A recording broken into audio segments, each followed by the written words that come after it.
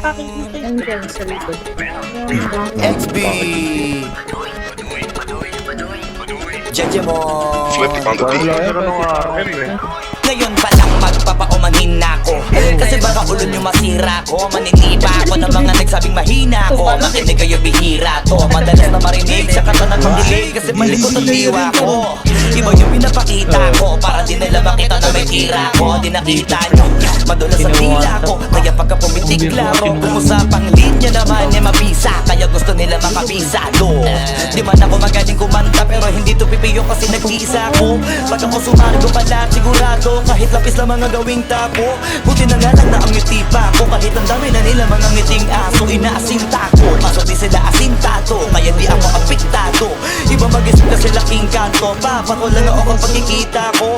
Kaya minsan lang ako maging gago, pag yung kabaliw ako binisita ko. Kung usapang multi, mabuti na lang na parito ka, halika papakita ko. Dami ko kasi tinabing bago, kung susumayin siguro ano na pong sako. Tsaka balita ko, galing sa bibig yung madali ka mo, kasi gagawin nga to. Pag hindi nyo nagawa eh para nyo nariin namin din nyo kaya na itumba ko.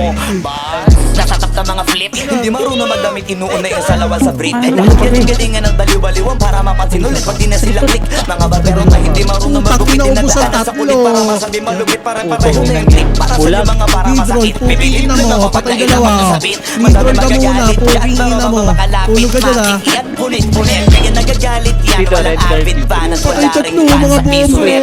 Kita-kita na naman yung difference sa kanila pag kami gumawa, hindi pilit. Kasi sino ko yung mga silhouette, nagpapanggap na matigas na mga lamang impotent. Pero yung mga legit na kasama ko sa pick, kasi nakakasama ko sila sa gig. At yung mga naiingit, hindi sila makadikit kasi hindi nila maamin na nabibilib. Kaso halata na hit, mga galaw na wicked, hindi kayo masasakit. Sa makatuwid, may pag-asa na sila makatawid. Pag yung pangalan ay kung saan ay kakabit. Ganito dumikdik, siksik, mabigat sa dibdib. Alam kong hindi nyo to in-expect, inakalin yung gawa ng incheck, kaya wala kayong ideya ganito kalintek.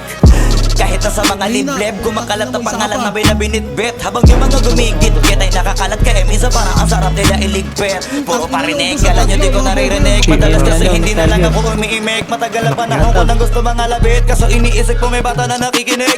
Pag ako nagpaulan ng bara ay hindi pilit, unlimited. Kahit yung bawat titik ay hindi tinitipid, nagdidikit-dikit. Ngayon mag-iisip ko kung bakit ganito ako mag-isip, hindi nagigipit. At kahit na nakapikit, nakadilat ko tirig man naman to, wala ka na masisilip na ikaw. Isipin mo na lang kung paano ko sinitay-hitay yung salita para napunit ang damit. Ito na yung katotohan na masakit na nung kami umentra, yung mga bida ay naging extra. Nagbuka sila na pag-iwanan na ng petsa, ito yung ebidensya, laki ng diferensya.